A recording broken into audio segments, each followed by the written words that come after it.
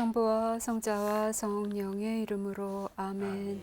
은총이 가득하신 마리아님 기뻐하소서. 주님께서 함께 계시니 여인 중에 복되시며 태중의 아들 예수님 또한 복되시나이다. 창조의 성모 마리아님 이제와 저희 죽을 때 저희 죄인을 위하여 빌어주소서. 아멘.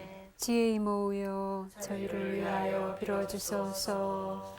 성부와 성자와 성령의 이름으로 아멘. 참여 예수님. 안녕하셨습니까? 지난 시간에 저희가 이제 예언자들 각 사람들을 좀 보고 있는데요.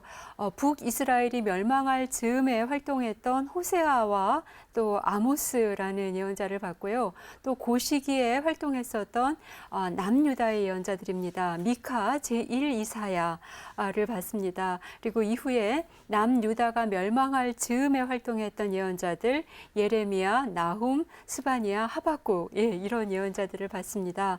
자, 오늘 시간에는요. 이제 유배에 들어가게 됩니다. 그래서 유배 중에 활동했던 예언자들 시간이 된다면은 그 이후에까지도 그 예언자들이 어떤 활동을 했는지 좀 보도록 하겠습니다.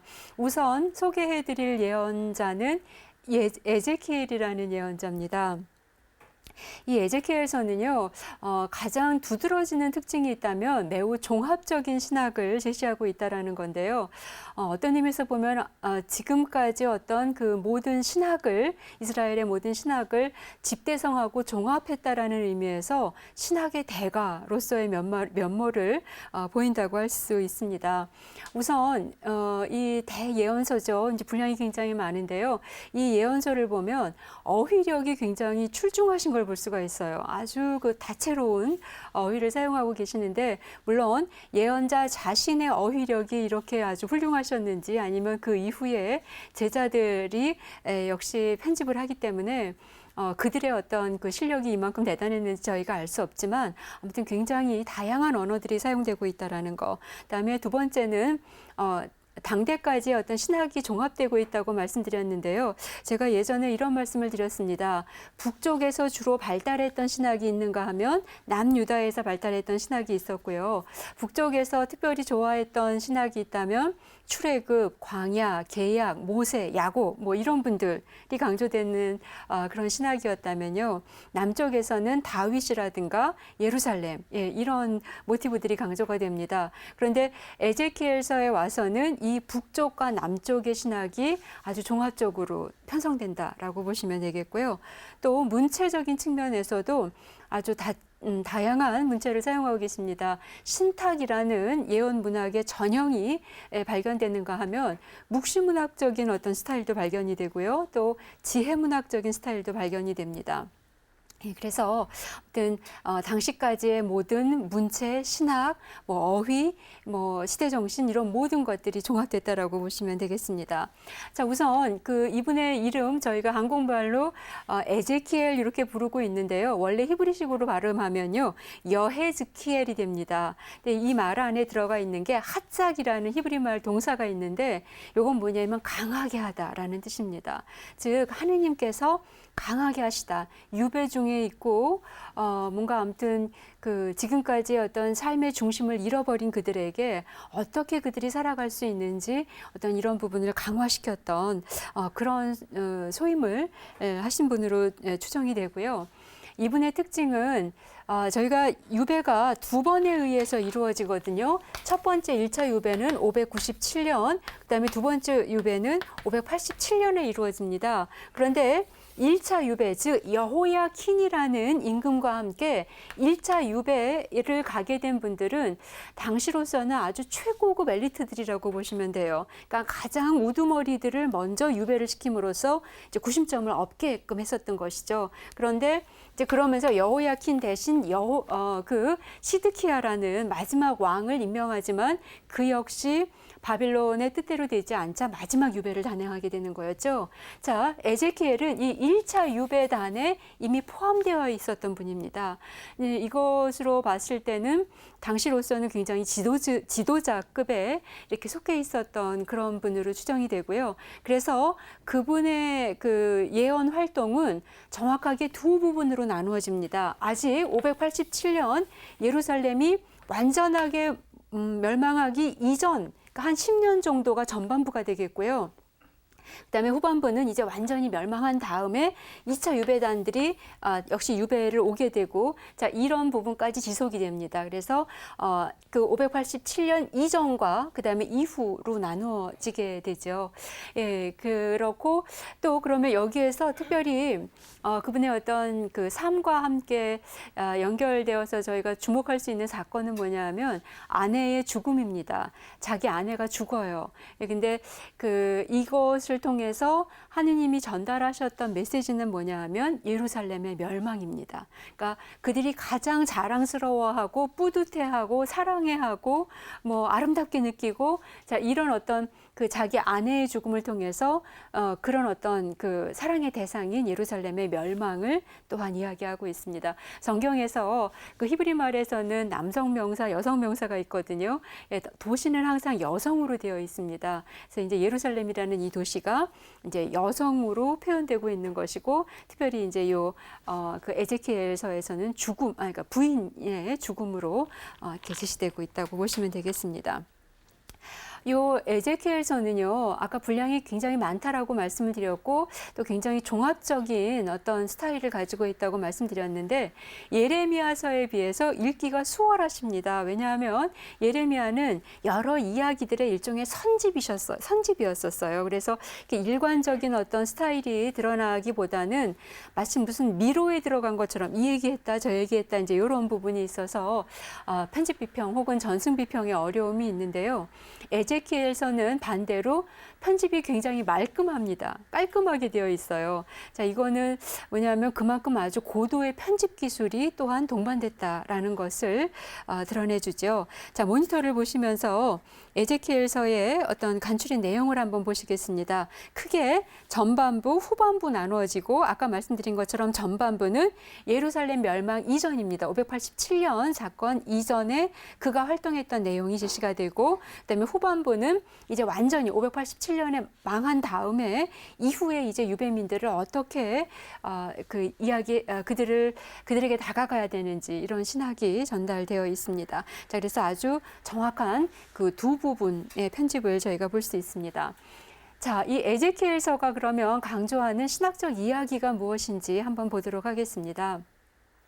아까 제가 에제키엘 그러면은 아주 그 당시 예루살렘의 아주 기득권 집안이었고, 그래서 이제 특별히 그렇다면은 그가 이제 사독 계열의 사제였던 것을 볼 수가 있거든요. 그러니까 사제들이 여러 그 출신들이 있어도 사독 계열이다 이랬을 때는 가장 이제 그 메이저급에 속하는 이제 그런 분들이죠. 예, 이런 어떤 본인의 신분에 맞게 그의 신학 안에서도 굉장히 사제적인 관점이 많이 강조가 됩니다. 우선 첫 번째가 초월적 신관이라는 건데요. 하느님을 굉장히 초월적인 분으로 묘사하고 있어요. 자, 여러분들 지금 이제 저와 함께 구약 성경을 잠깐만이라도 전체를 지금 보고 계시는데요. 이렇습니다. 그 구약의 맨 처음에 그 신학 작업부터 지금 이제 이 예언서까지, 혹은 이제 우리가 먼저 봤지만 시서와 지혜서라는 작품은 훨씬 더 후대에 쓰여진 작품이죠. 여기에 이르기까지 완벽한 신관이 처음부터 일정하게 제시되고 있는 것은 아니었습니다. 그러니까 저희도 이렇잖아요. 그 어떤 사람을 알아갈 때 20대 때는 이 사람은 이런 모습만 보이더니 30대에는 또 다른 모습이 보이고 40대는 또 다른 모습이 보이고, 이렇게 한 사람을 알아가는 과정도 굉장히 많은 어떤 시간과 또 노력과 또 뭐 관심과 이런 것들이 동반이 됩니다. 마찬가지로 성경의 저자들도 하느님을 맨 처음부터 완벽하게 알지는 않았던 겁니다. 예, 그래서 맨 처음에 그들이 주목했던 하느님은 해방하시는 하느님, 구원하시는 하느님. 그래서 자기네들이 먹을 것도 없고 입을 것도 없고 그야말로 정말 광야에 버려진 채로 있는 그들을 먹여주고 물을 주시고 살려주시고 이런 어떤 살려주시는 하느님이라는 개념이 있었고요. 이게 나중에는 이제 뭐 어떤 개념으로 또 이제 더 뭐라고 할까 확장이 되냐 하면은 이제 유배를 가거나 뭐 이러면서 보니까는 어떤 신들을 얘기할 때 그들이 세상을 창조했다고 얘기를 하는 거예요. 자, 그러면서 이제 이스라엘도 그럼 야훼 하느님도 창조자가 아니었을까 이제 이런 어떤 관심으로 옮겨가게 됩니다. 이러면서 나오는 신간이 창조주 하느님 개념이에요. 그리고 창조주 하느님 개념이 나왔다면 이제 그러면 이 시간과 이 공간과 이 조건과 이 운명과 이 모든 것들은 결국 하느님이 주인이신 거구나. 이제 이런 부분으로 또 확장되면서 하느님은 역사의 주님이시다. 뭐 이런 개념들도 나오게 되는 겁니다. 자, 그래서 이 하느님이 도대체 어떤 분인지 이걸 알아가는 것이 성서 저자들의 어떤 관심이었고, 그래서 하느님은 그들을 통해서 내가 이런 존재다라는 것을 창세기부터 구약 성경 내내 계시해 주셨다라는 겁니다. 그들을 통해서. 그리고 신약 성경에서도 역시 이제 하느님의 계시는 지속이 되는 거고요. 그래서 그들도 어떤 이런 하느님을 알아가는 과정과 그런 여정을 성경 제작을 통해서 이렇게 꾸준히 보여준다라고 보시면 될 것 같아요. 예, 그리고 근데 이제 창세기부터 요한 묵시록까지를 완벽하게 저희가 이렇게 본다면 거기에는 하느님의 모습이 이제 전적으로 완전하게 다 계시되어 있다. 이제 이렇게 지금 저희가 얘기를 하고 있는 것이죠. 예, 그래서 에제키엘서도 일종의 어떤 그 과정 중의 모습을 보여줍니다. 그래서 하느님은 어떤 분이냐? 초월적인 분이라는 거예요. 그래서 하느님이 인간과 잘 섞이지 않으시는 분, 초월해서 계시는 분, 이런 부분은 그 이전에 바로 활동했던 예레미야하고는 조금 구별이 됩니다. 예레미야는요, 하느님한테 막 뭐라고 할까 짜증도 부리고 막 이제 억울하다라는 그런 어떤 하소연과 뭐 고통과 이런 모든 것들이 그냥 마치 인간을 대하는 것처럼 굉장히 친근하게 이렇게 느껴지는 하느님이에요. 그래서 만약에 뭐 본인이 막 이제 하느님한테 뭔가 이렇게 아무튼 그 짜증을 내거나 뭐 이런 상황에서도 다시 이제 돌아와서 잘못했습니다. 제가 하느님 원하시는 일을 할게요. 라고 이제 자꾸 돌아오고 뭐 이런 어떤 과정들을 반복해서 보여준다면 에제키엘은 이제 반대죠. 이걸 어떻게 보여주냐 하면 그 초월하시는 하느님, 초월적으로 계신 하느님, 요 신간을 통해서 보여주시는 건데요. 이렇게 봅니다. 일단 그 유배 중에 가 있던 이 유배인들이죠. 그리고 남아 있었던 사람들도 마찬가지입니다. 자, 이들의 고민은 뭐였냐 하면 왜 우리가 망했을까? 이 왕도 유배를 오고 모든 지도자들이 다 유배를 오고 우리도 유배를 오고 우리 땅은 저렇게 황폐해서 저렇게 남아 있고, 자, 이 문제에 대해서 해결을 해줘야 되는 거예요. 이 사건이 도대체 무슨 의미를 가지는지. 자, 그런데 많은 사람들은 우리 신인 야훼가 이 바빌론의 신인 마루둑보다 약한가? 그래서 신들의 싸움에서 야훼가 졌기 때문에 우리가 유배를 온 건가? 아니면 하느님이 우리를 버리셨나? 뭐 여러 가지 얘기들을 하는 겁니다. 자, 여기에 대해서 이제 에제키엘은 뭐라고 얘기를 하시냐면 하느님은 이스라엘과 함께 계시려면 두 존재 사이에 동질화가 필요하다라는 겁니다. 동질화. 이건 제가 그 사제계 신학을 설명드릴 때부터 계속해서 말씀드렸던 부분이에요. 이스라엘 공동체 안에 하느님이 함께 가시려면요, 속성이 같아야만 됩니다. 속성이 같아야지만 함께 할 수가 있다라는 거죠. 그런데 하느님의 제1 속성은 뭐냐 하면 거룩함이라는 거예요. 근데 이 거룩함과 언제나 이렇게 충동되는 어떤 그런 인간의 속성이 뭐였냐 하면은 이제 죄입니다. 죄. 즉 인간의 죄 때문에 하느님이 동질화되지 못하는 상황이 있게 되고, 자, 이러면서 이제 그분이 이 공동체를 떠나실 수밖에 없는 모습을 제시하는데 그게 에제키엘서 10장입니다. 즉 성전에 계신 하느님이 성전 문 밖으로 빠져나가는 모습을 보여줘요. 그래서 하느님이 결국 성전을 빠져나갔고 예루살렘에 그래서 하느님이 안 계셨으니 이제 망했다. 우리가 이제 이렇게 실패할 수밖에 없었다. 이제 이런 식으로 설명을 하고 있는 겁니다. 물론 여기에서 이제 저희가 생각해 볼 수 있는 것은 이겁니다. 그래, 그러면 하느님이 정말 우리가 이렇게 죄 중에 있으면은 죄에 있는 우리들이 너무 역겹고 싫으셔서 결국 우리를 버리시는 하느님일까 이런 생각도 좀 드실 것 같아요. 아까 제가 말씀드렸듯이 구약 성경과 신약 성경 내내 어떤 완벽한 하느님의 모습을 종합적으로 완벽하게 그 짧은 문장 안에 다 이렇게 소개하기는 어렵습니다. 이 에제키엘서는 이제 그런 하느님을, 이런 초월적인 하느님을 강조했을 뿐이고, 그렇지만 에제키엘서 40장과 48장 뒷부분에 가면요, 성전으로 다시 귀환하시는 하느님이 제시가 됩니다. 즉 이런 거죠. 이렇게라도 해서, 그러니까 하느님이 이스라엘을 버린 사건이 중요한 게 아니라 그런 사건을 통해서라도 이스라엘이 준비됐을 때 하느님은 다시 돌아오겠다라는 거예요. 자, 이게 예전에 제가 말씀드렸듯이 그 예언자 신학의 특징 중에 하나라고 말씀드렸습니다. 즉 지금까지 구약 성경의 신학은 하느님은 어떤 상황에서도 이스라엘을 보호해 주시고 그들을 위해서 싸워 주시고 그들에게 어떤 특권을 주시고 이런 분이었다면, 이제 예언서에서는 아니다. 이스라엘에게 파국을 선포하는 겁니다. 너네들이 망할 수 있다. 이렇게 계속해서 이런 식으로 하느님 없이 살아간다면, 그래서 파국을 통보하는 굉장히 조금 기존의 그 신학의 어떤 흐름을 굉장히 180도 다르게 도전하는, 근데 결국 결과는 동일해요. 이스라엘이 하느님과의 기약에 성실하다면 하느님은 늘 이스라엘의 보호자가 되어주시고 이제 구원자가 되어주신다라는 겁니다. 그런데 잠정적으로 이런 파국이 필요할 수밖에 없겠다라고 생각을 하는 거죠. 그래서 이스라엘과 동질화되지 못한 상황 안에서 공존할 수 없었고, 그래서 결국 성전 밖을 떠나가시는 이런 초월적인 하느님 모습을 제시하고 있습니다. 그다음에 그럼 이런 동질화에 대한 실패에서 가장 문제가 됐던 건 뭘까? 에제키엘은 사제였기 때문에요. 그릇된 예배를 고발하고 있습니다.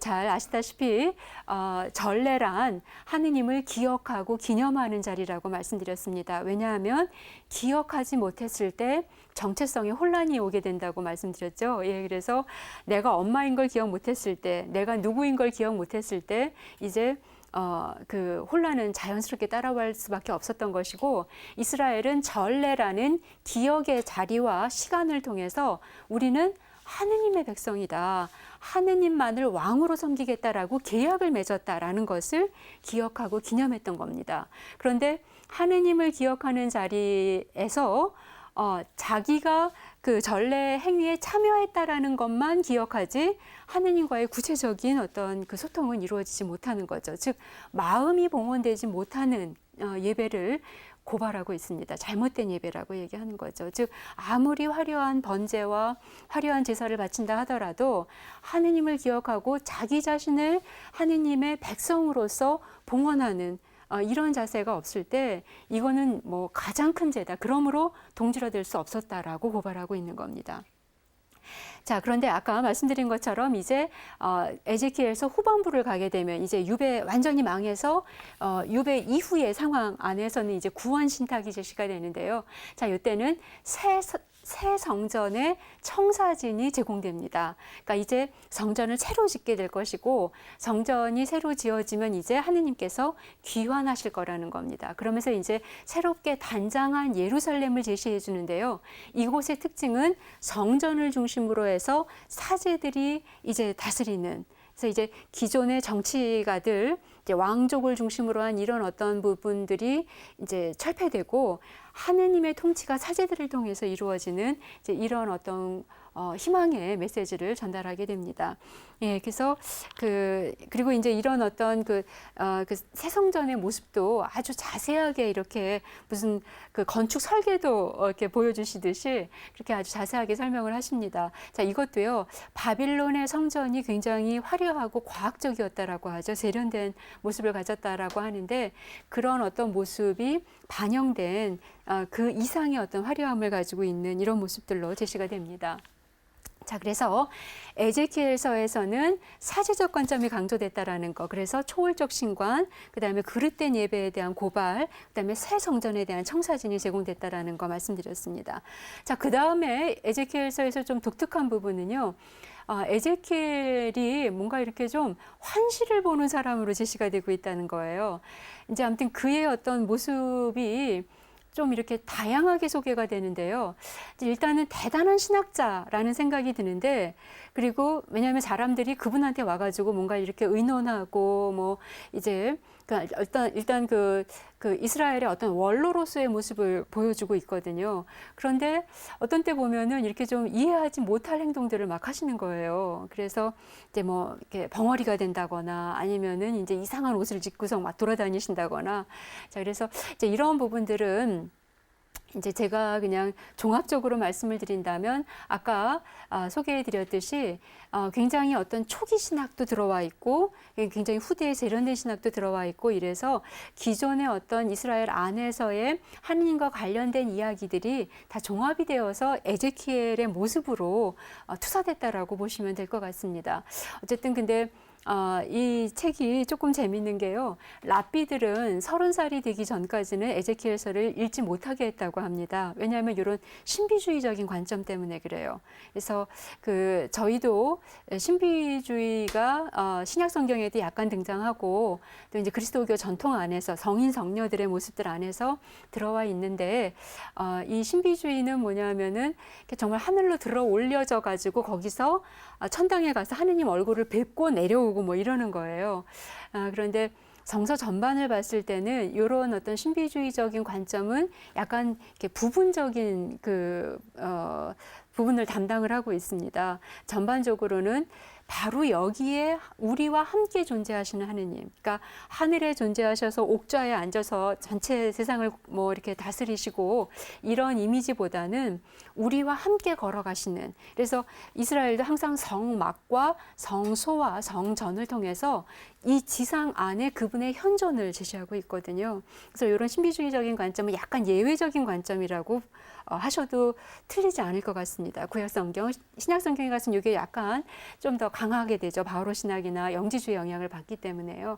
자, 근데 아무튼 구약성경에서 특별히 이런 신비주의적인 스타일이 좀 많이 들어가 있는 책이 이 에제키엘서라고 보시면 되겠습니다. 자, 그리고요, 이 에제키엘서에서 강조하고 있는 주제 중에 또 하나는 새 마음을 강조한다라는 겁니다. 즉, 이스라엘이 정말 이제 다시 새롭게 시작한다면은 새 심장, 새 마음의 이식이 되지 않고서는 불가능하겠다. 그래서 이제 새 마음을 많이 강조를 하는데 요거는 예레미야서에서도 잠깐 언급이 됐던 부분입니다. 즉 예레미야 신학을 가지고 와서 재구성하는 거라고 볼 수 있는데요. 제가 몇 가지 어떤 본문을 좀 읽어보겠습니다. 18장 31절에 의하면 너희가 지은 모든 죄악을 떨쳐버리고 새 마음과 새 영을 갖추어라. 이스라엘 집안아 너희가 어찌하여 죽으려 하느냐.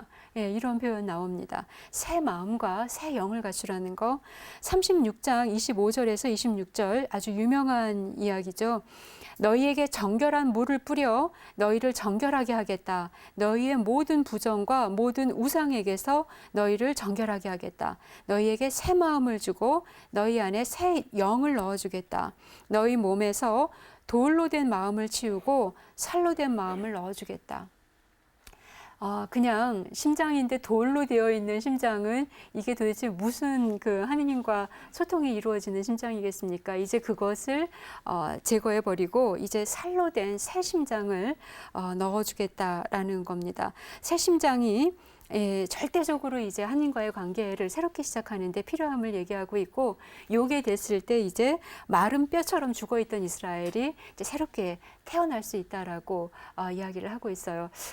그 부활절 대미사 때 새로 선출되신 교황님께서 교중미사 때 요 에제키엘서 37장 그 마른 뼈들이 이제 막 이제 뭐 피부가 붓고 그다음에 뭐 이렇게 혈관이 막 돌고 이제 이런 장면들을 인용을 하셨습니다. 즉 이제 새로운 부활로 건너간 우리들은 더 이상 마른 뼈로 존재하는 것이 아니라 그런 모든 것들이 이제 힘줄이 생기고 피부가 돋고 살이 생기고 해서 새로운 어떤 생명으로 건너가야 된다라는 것을 얘기하셨던 건데 기억이 좀 납니다. 자, 그 다음에 마지막으로 에제키엘서에서 조금 주목할 만한 신학은요, 개인주의입니다. 개인주의. 기존에 지금까지 어떤 그 구약 성경의 내용을 보면 항상 그 공동체가 강조가 됐었어요.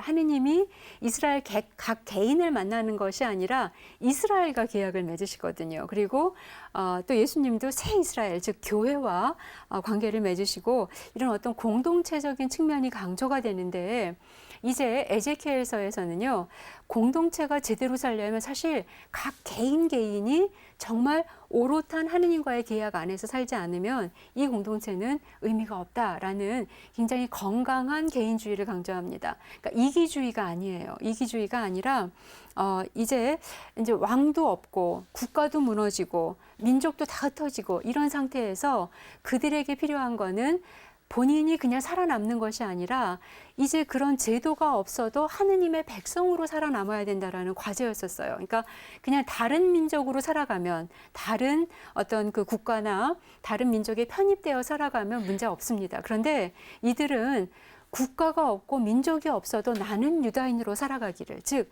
하느님의 백성으로 살아가야 된다라고 본인들을 이해했던 것이고 이런 방법들을 제시하는 게 바로 유다이즘의 탄생입니다. 즉 민족과 국가가 없고 공동체가 무너졌어도 나는 유다인으로서 살아남는 것. 그리고 이 유다이즘 때문에 현재 여전히 세계에서 가장 큰 힘을 발휘하는 유다인들이 존속을 하고 있는 거거든요. 근데 이게 이제 에제키엘서부터 시작이 된다라는 겁니다.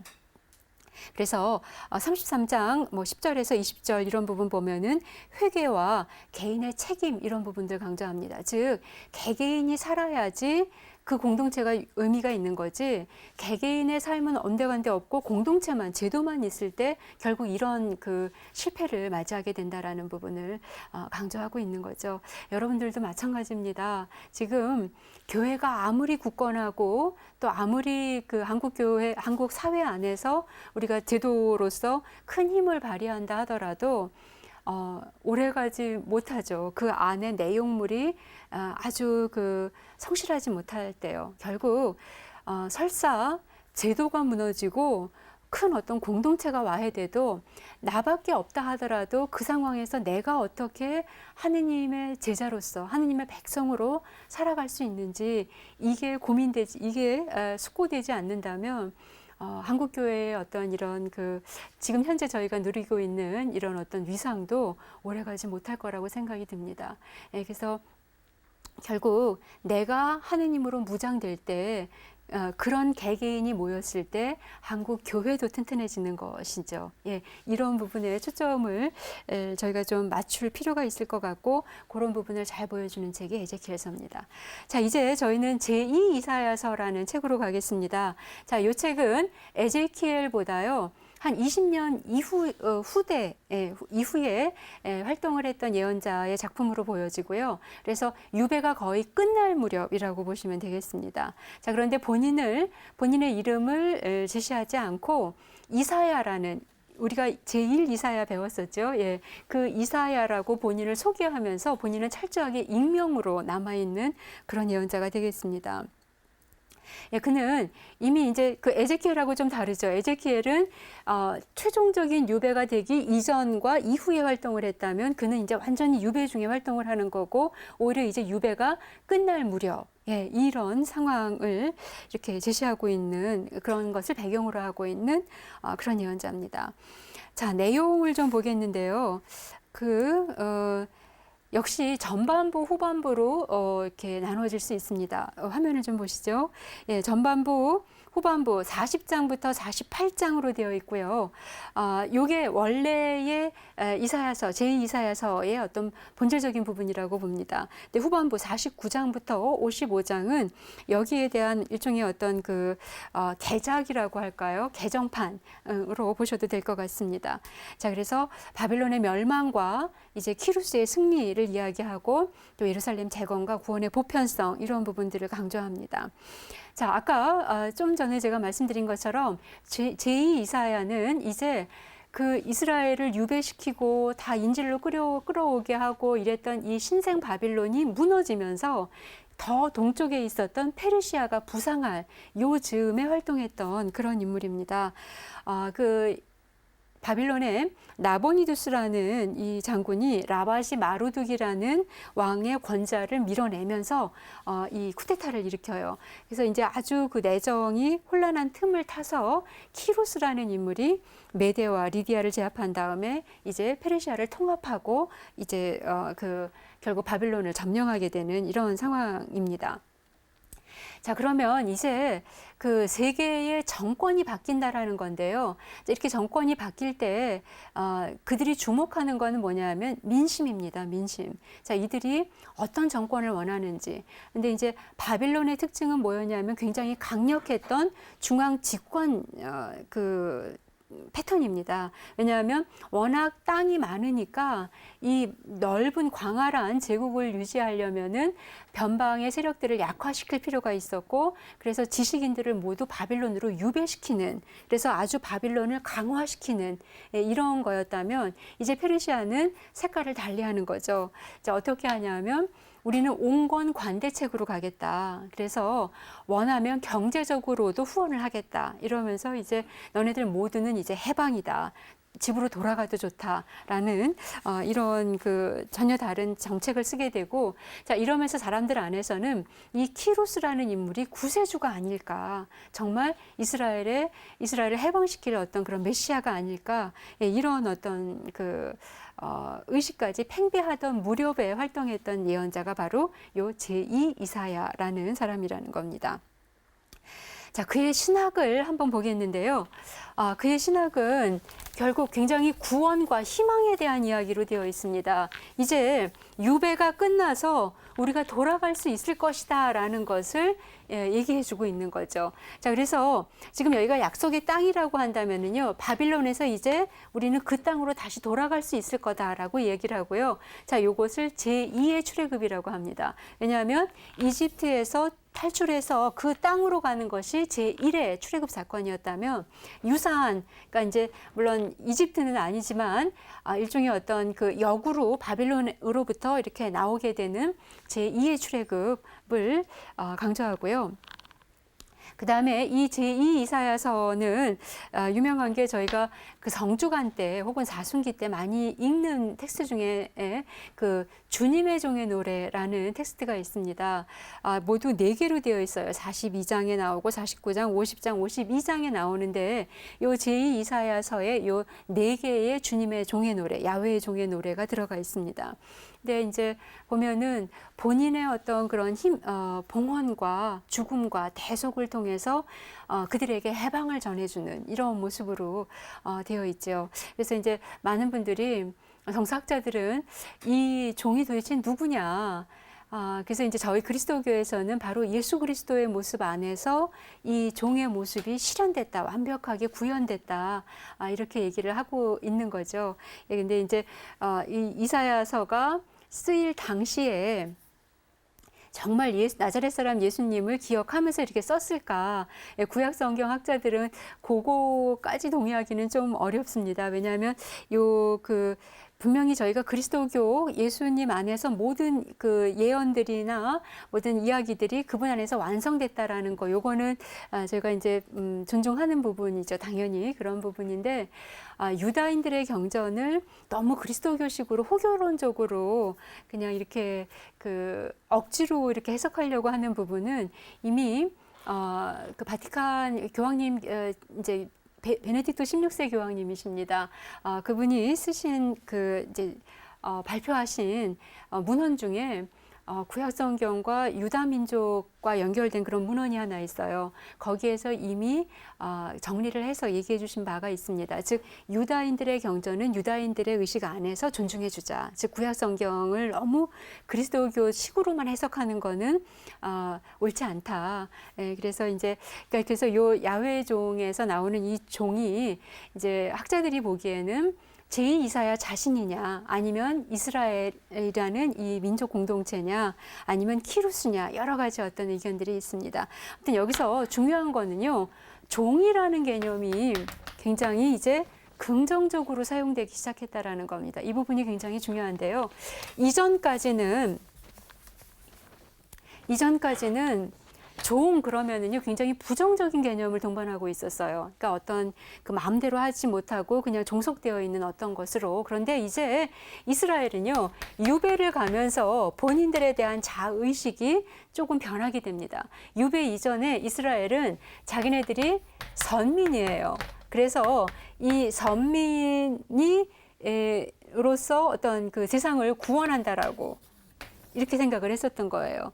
자, 그런데 이제 이스라엘이 유배를 갔다 오면서는요, 이런 부분이 이스라엘에게만 가는 것이 아니라 구원은 이제 온 세상에 연결되어 있다라고 보는 겁니다. 왜냐하면 유배를 가서 보니까 외국인들 중에서도 착한 사람들이 있더라는 거죠. 그리고 무엇보다도 유배를 가면서 강조됐었던 신관이 뭐냐면 창조주 하느님 개념입니다. 즉 하느님이 세상 전체를 창조하셨다면 결국 세상 전체는 구원의 어떤 시혜자로서의 기능을, 어떤 권한을 가지고 있다라는 거죠. 그래서 이스라엘만 선민이어서 그들만 구원되는 것이 아니라 이제 하느님은 세상의 창조주시고 이스라엘은 이제 그 세상의 창조를 위해서 종의 역할로 불리움을 받은 사람이다라고 의식을 하게 됩니다.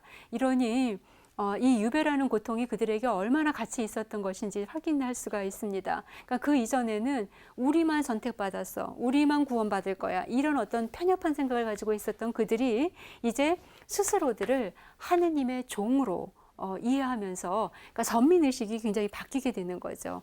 이런 모습이 잘 드러나고 있는 책이 제2이사야라는 겁니다. 그래서 만약에 이런 어떤 신학적인 작업이 없으면은 저희는 천주교 신자, 그리스도교 신자가 될 수 없습니다. 왜냐하면 유다인들만, 할례 받은 그들만 구원받을 수 있어서 그래요. 그런데 이런 구약 성경에 특출한 어떤 대단한 신학자들이 계셨기 때문에 이분들에 의해서 이제 그렇지 않아도 전 세상의 모든 사람들도 구원의 대상이며 오히려 그들을 위해서 우리는 뽑혔다면 종으로서 뽑혔다라는 거. 그래서 교황님을 얘기할 때도 종들의 종이라고 표현을 하시거든요. 세르부스 세르보룸. 예, 그래서 이 종의 개념이 굉장히 긍정적인 개념으로 이제 저희 안에 들어오게 됩니다. 자, 이래서 유배 때 활동했던 에제키엘과 그다음에 제2이사야 두 예언자들을 봤습니다. 이제 유배에서 돌아와서 활동했던 예언자들을 보겠는데요. 제가 소개해드릴 분은 학가이와 즈카리야라는 분입니다. 자, 학가이라는 분은요, 이름 자체가요, 나의 축제라는 의미를 가지고 있습니다. 그만큼 축제, 성전, 뭐 전례 이런 거에 굉장히 관심을 많이 가졌던 분이고, 이분은 본인의 활동 시기를 가장 명확하게 제시하고 있는 예언자 중에 하나입니다. 1장 1절에 보면 다리우스 통치 2년 6째 달 초하루라고 되어 있는데 이게 언제냐 하면은 바빌론 역에 의한 기원전 520년 8월 27일에 해당됩니다. 그러니까 내가 이때부터 이제 예언을 한다, 이런 얘기를 하고 계시고 한 4개월 정도 활동을 하신 분으로 되어 있습니다. 자, 이분의 특징은 뭐냐면은요. 자, 귀한 공동체의 문제는 제가 역대기계 역사서를 설명드릴 때, 그리고 또 시서와지에서 부분에서도 좀 설명드렸습니다. 귀환해서 돌아왔을 때 모든 것이 안정적인 상태가 절대 아니었다고 말씀드렸어요. 굉장한 혼란을 가진 공동체였고, 이때 학가이와 제1 즈카리야라는 이 두 분은요, 이런 모든 혼란을 잠식시킬 유일한 방법은 성전 재건에 빨리 착수하는 거다. 지금 성전이 있어야 하느님이 계시고, 그러니 이 하느님이 성전 안에 오시게 된다면 이 모든 문제는 해결될 것이다 라고 하면서 성전 재건 열광주의로 몰아가시게 됩니다. 그래서 이제 정말 성전을 재건하는 거죠. 자, 왜냐하면 유배에서 돌아올 때 맨 처음에 세스바차르라는 인물 이스라엘을 중심으로 한 1차 귀국단이 있다고 말씀드렸고요. 그들이 오자마자 성전을 재건 시작을 하는데 여기 남아 있었던 사람들이 반대를 극심하게 했다라는 거 말씀드렸습니다. 그래서 18년 동안 학가이가 지금 활동하기 시작한 요 18년 동안 그냥 폐허로 남아 있는 거예요. 짓질 못하고. 그런데 이제 학가이는 이걸 빨리 지어야지만 이 모든 문제가 해결될 수 있다라고 이제 강조를 하게 되는 거죠. 자, 그래서 이렇게 하고 그다음에 이제 결국 이런 것과 함께 2차 귀국단에 해당되는 스룹바벨이라는 인물과 그다음에 예슈아라는 인물에 의해서 이제 성전이 재건되게 됩니다. 근데 이 스룹바벨이라는 인물을 이제 다윗의 후손이기 때문에 다윗의 후손이 영원히 또한 지속이 될 것이다라는 부분들을 강조합니다. 자, 요 학가이와 유사한 시기에 활동했던 스가랴라는 예언자, 스가랴서는요. 이사야서와 약간 유사해요. 이사야서는 그 제1 이사야, 제2 이사야, 제3 이사야로 나눈다고 말씀드렸는데 스가랴서도 제1 스가랴서와 제2 스가랴서가 1장에서 8장, 9장에서 14장 이런 모습으로 되어 있습니다.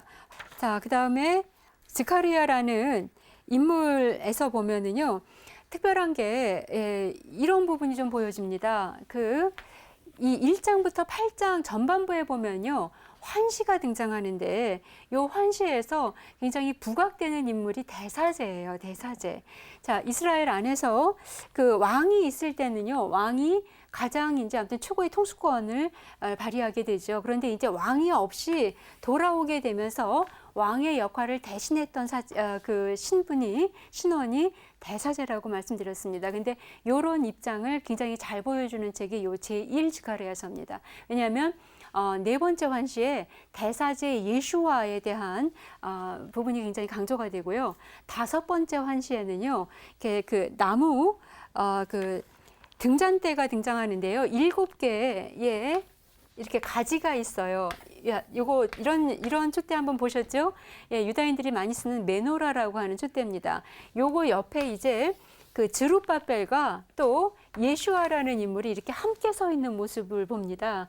이게 뭐냐면 이제 대사제와 그다음에 이 스룹바벨 즉 그 다윗의 통치 후손이잖아요. 그죠? 이 둘의 어떤 그 함께 들어가는 그러니까 예전에는 다윗의 후손이 있었고 사제들은 그 어떤 그 함께 동등한 세력이 못 됐었거든요. 그런데 이제 이 제1 스가랴서의 환시를 통해서 동등한 입장처럼 제시가 되고 오히려 네 번째 환시에서는 대사제가 훨씬 부각이 되는 이런 모습도 나온다라는 겁니다. 자, 그래서, 근데 물론 이거가 이제 제1 스가랴고요. 제2 스가랴는 훨씬 후대에 만들어진 책입니다. 왜냐하면 성전 재건 열광주의로 몰아갔던 이런 모습이 안 보이고 오히려 회의적인 모습을 보여줍니다. 왜냐하면, 하느님이 성전에 갇히는 분이 아니다. 세상 모든 것이 그분의 존재가 다 되어 있기 때문에 굳이 그런 어떤 성전에만 하느님이 계시다라고 몰아갈 필요는 없겠다 이렇게 보는 거고요. 이런 입장이 나오게 된 이유는 좀 간단합니다. 그 학가이와 제1 스가랴가 성전 재건 열광주의로 막 몰아갔는데 그 성전을 재건을 해요. 하는데 그런다고 해서 모든 정치적이거나 경제적인 문제가 해결되지 못합니다. 예, 왜냐하면 그 중요한 거는 하느님과의 본질적인 관계를 찾는 게 중요하지 성전만 재건한다고 해서 내가 돌아오지 않으면 이 공동체가 제대로 살아날 수 없다라는 거죠. 예. 그래서 이제 제2 스가랴에서는 그걸 깨닫는 거죠. 깨달으면서 이제 그 성전 재건 열광주의보다는 오히려 회의적인 이런 입장으로 제시하는 걸 볼 수가 있습니다. 특별히 제2 스가랴서에서 저희가 볼 수 있는 부분은요, 메시아의 모습이 좀 변해요. 어떻게 변하냐면, 그 9장 9절, 겸손하시어 나귀를 타고 오시는 분이라고 설명을 합니다. 이전의 메시아는 언제나 화려한 군마를 타고 등장하시는 분이셨어요. 그런데 이제 제2 스가랴에서는 오히려 그렇게 화려함과 통치와 어떤 그 권력과 굴림과 이런 것으로 통치하시는 분이 아니고 오히려 가장 가난한 사람들과 함께 하면서 그들을 구해내시는 이런 하느님. 그래서 오히려 찔려 죽은 존재 12장 9절에서 14절. 그다음에 착한 목자 뭐 이런 모습들이 강조가 됩니다. 그러니까 이전에 이스라엘을 정치적으로 화려하게 부활시키는 메시아가 아니라 이제 그런 것보다 훨씬 더 중요한 것은 일상 안에서 일어나는 모든 사건 안에서 이제 구원을 사는 거. 그러기 위해서 당신 자신을 철저하게 낮추어서 오시는 분. 예, 이런 부분을 강조합니다. 그래서 기존의 어떤 그 메시아에 대한 모습과는 조금 달라지는 모습을 볼 수가 있습니다. 여러분들 이런 말 있죠. 케노시스라는 말 들어보셨을 것 같아요. 비움이란 말입니다. 그죠? 케노시스. 예, 근데 이 케노시스라는 히라버에서 맨 앞에 등장하는 케노라는 말이요. 일종의 어떤 동사입니다. 케노. 이게 무슨 뜻이냐 하면요. 모든 어떤 그 힘과 권력을 이렇게 제거하는 겁니다. 요게 오히려 비움이라는 거예요. 그리고 오히려 이렇게 굉장히 무용한 존재, 그러니까 아주 유용하게 잘 활용되는 존재가 아니라 오히려 무용한 존재로 만드는 거, 요게 케노예요. 예, 그래서 결국 하느님께서 당신 자신을 완전히 비우셔서 인간의 모습으로 나오셨다라는 이 모습이 이 제이즈카레에서 이야기하는 요 나귀를 타고 오시는 분, 창에 찔리시는 분, 그래서 그냥 착한 목자, 그냥 화려하고 용맹한 어떤 장수가 아니라 그냥 착한 목자, 이런 모습이 보여지는 어떤 굉장히 구약 후대의 어떤 그런 신학이라고 보여지는데요. 이게 저희에게 중요한 이유는 뭐냐면요. 제가 아까 동질하라는 말씀도 좀 드렸는데요. 제 강의에서 늘 반복됐던 부분입니다. 우리는 절대로 하느님하고 동질은 될 수 없어요. 하느님은 절대 될 수 없습니다. 그런데 우리의 이 모든 힘과 기능과 능력과 어떤 기술과 이런 것들이 다 제거된 상태. 그래서 나는 굉장히 무용지물한 것 같은 이런 상태를 됐을 때 비로소 나오는 것이 진정한 마음의 가난이고요. 요게 바로 겸손입니다. 근데 요때만 이제 하느님과의 탄원이 이루어진다라는 거죠. 그래서 결국 하느님과 동질하라는 건 뭐냐면요. 내가 신이 되는 게 아니라 이런 탄원 속에서 하느님과의 합일이 이루어진다라는 겁니다. 하느님께서 이제 다가오신다라는 것이고 그것이 이루어지는 상태가 바로 거룩함의 상태예요. 죄 없음의 상태. 그리고 이 거룩함의 상태를 유지하는 데에 이스라엘은 실패했다고 보는 거고 그래서 유배를 갔다라고 보는 겁니다. 유배에서 돌아와서도 여전히 실패하고 있는 모습을 예언서들을 통해서 저희가 확인을 하죠. 예, 그래서 화려하고 모든 게 잘 되고 모든 것이 만사형통되고 뭐 이래서 그냥 내가 하느님처럼 군림하는 이런 복음은 없습니다. 그런 복음은 없고요. 오히려 정말 진정한 복음이 이루어지는 발생하는 하느님 나라가 내 안에서 발생하는 여정은 오히려 모든 힘과 모든 의지와 혹은 모든 어떤 나의 탤런트 이런 모든 것들이 다 제거됐을 때 그래서 저는 할 수 있는 게 하나도 없으니 당신이 하시지 않으면 안 됩니다 라는 탄원이 나올 때 이게 바로 복음이 시작되는 그런 지점이 된다라는 것이죠. 그래서 기존의 메시아관이 이제 이렇게 변하면서 신약 성경으로 넘어가는 이런 모습들을 또한 보실 수가 있습니다. 예, 많은 책을 보느라고 조금 혼동스러우실 수 있으실 것 같은데요.